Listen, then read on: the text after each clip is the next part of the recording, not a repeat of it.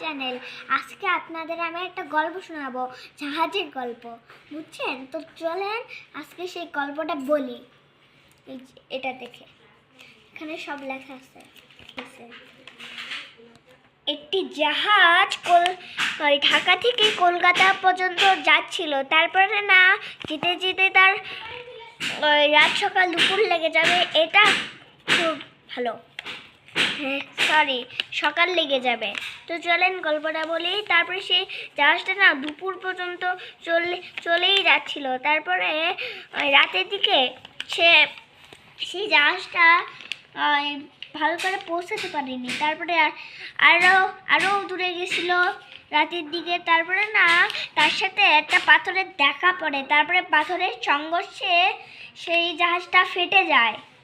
তারপরে না জাহাজের থেকে সিগন্যাল বের হয়। তারপরে সেখান থেকে